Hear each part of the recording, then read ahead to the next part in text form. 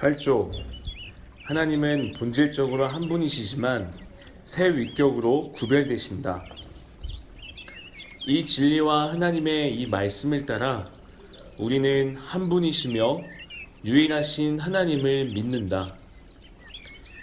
그 하나님은 본질이 하나이시고 그 안에는 서로 공유될 수 없는 특성에 따라 실제로, 참으로, 그리고 영원히 구별되시는 세 위격, 즉 아버지와 아들과 성령이 계시다. 아버지는 보이는 것과 보이지 않는 모든 것들의 원인이시고 근원이시며 시작이시다.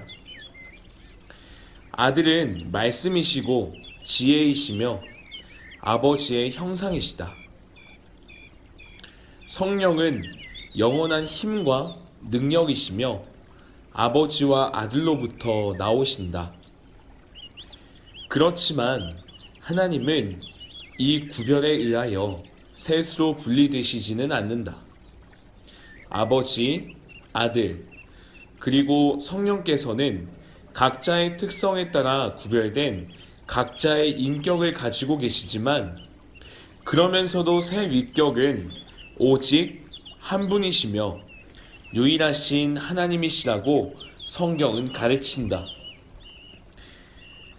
그러므로 분명히 아버지는 아들이 아니시고 아들은 아버지가 아니시며 마찬가지로 성령은 아버지 또는 아들이 아니시다. 그럼에도 불구하고 이렇게 구별된 세 위격들은 분리되지 않으며 섞이지 않는다. 왜냐하면 아버지께서는 육신의 몸을 취하신 적이 없고 성령께서도 그러신 적이 없으며 오직 아들만이 그렇게 하셨기 때문이다. 아버지께서는 한 번도 아들이 성령이 없이 계셨던 적이 없다. 왜냐하면 세 분이 다 영원히 공존하시며 동일 본질이시기 때문이다. 세 분 모두는 진리와 능력과 선하심과 자비에 있어서 하나이시기 때문에 첫째 되시는 분도 나중 되시는 분도 없다. 삼위일체의 비밀, 셋이신 하나님. 우리는 한 분이시며 유일하신 하나님을 믿는다. 그 하나님은 본질이 하나이시고 그 안에는 서로 공유될 수 없는 특성에 따라 실제로, 참으로, 그리고 영원히 구별되시는 세 위격, 즉 아버지와 아들과 성령이 계시다. 이것은 우리가 간파할 수 없는 비밀입니다. 희미하게나마 말로 표현할 수는 있지만 정말로 속속들이 알 수는 없습니다. 더욱이 우리 자신의 존재, 즉 육과 영의 결합조차도 이해할 수 없는 우리가 이 신비를 완전히 이해할 필요는 없을 것입니다. 우리가 이것도 온전히 깨닫지 못하는데 하물며 하나님의 본질의 비밀을 어떻게 깨달을 수 있겠습니까? 만약 우리 스스로 이 비밀을 풀 수 있다고 생각한다면 우리는 길을 잃게 될 것입니다.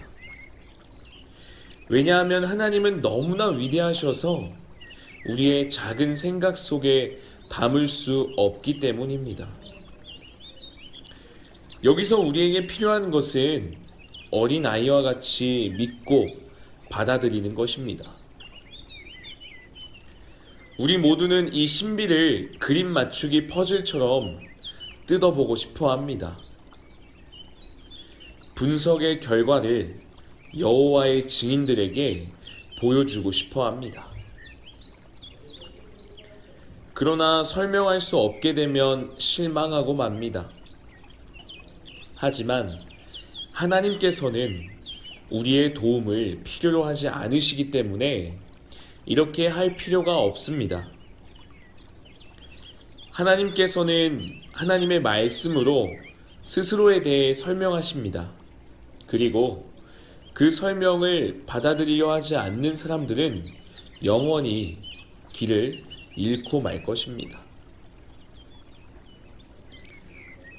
믿음이 모든 것을 설명해 줄 수는 없지만 적어도 삼위일체 하나님이 계시다는 사실과 우리가 구원받을 수 있는 이유는 오직 하나님이 삼위일체이시기 때문이라는 사실을 깨닫게 해줍니다.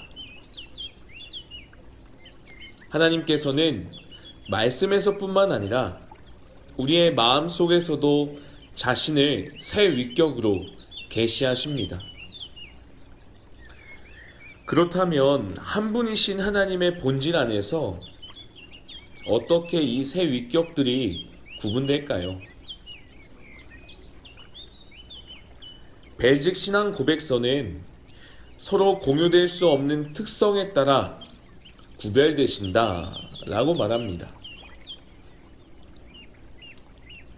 이는 성경이 성자나 성령께는 참이 아닌 성부에 대한 어떤 것을 말하고 있고 성부나 성령께는 참이 아닌 성자에 대한 어떤 것을 말하고 있으며 성부나 성자에 대해서는 그렇다고 할 수 없는 성령에 대한 어떤 것을 이야기하고 있다는 뜻이 됩니다.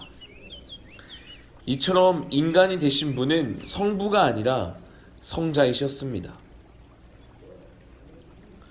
교회의 위로자로서 지명된 분은 성자가 아니라 성령이십니다.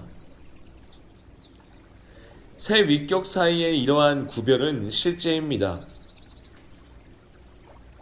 우리는 이 새 위격이 실제로 참으로 그리고 영원히 구별되신다라고 참으로 고백합니다.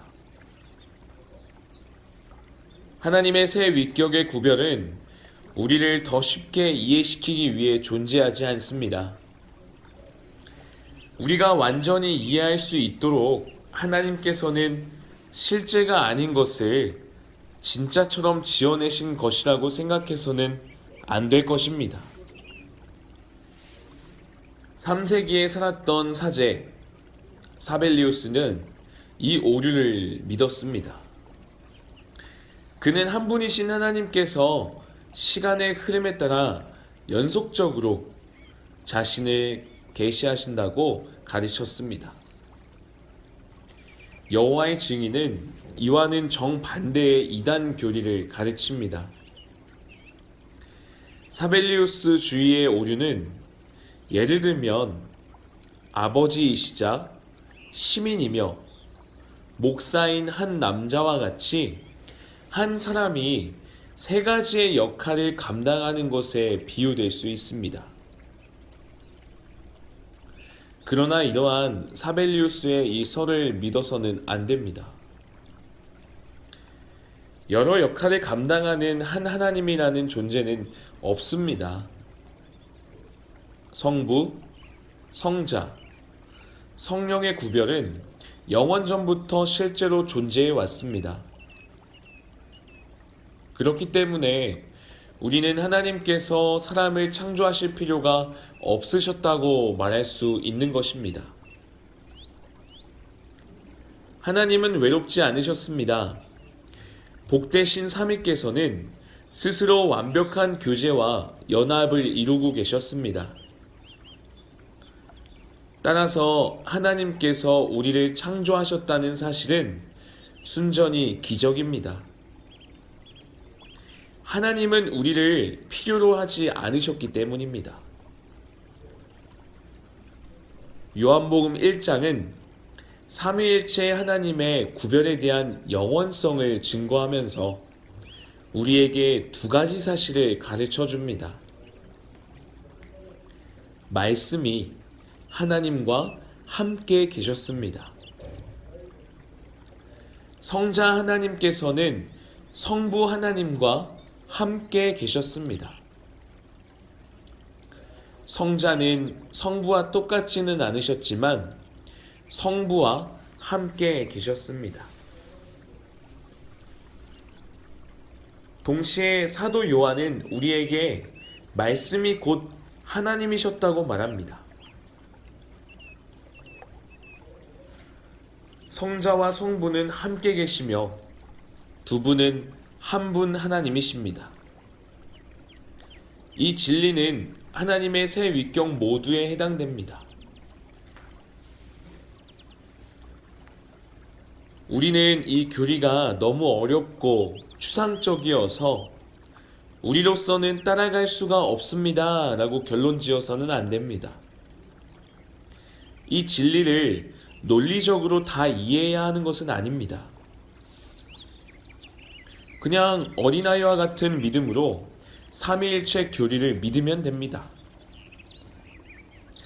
이 진리를 경배하고 삼위일체 하나님께서 이 비밀을 우리에게 나타내 주셨다는 것을 큰 특권으로 여기고 기뻐하기만 하면 됩니다. 삼위일체 하나님에 대한 이 진리는 우리 구원의 기초입니다. 그렇기 때문에 이것은 실로 우리 인생에 있어서 가장 큰 비밀인 것입니다.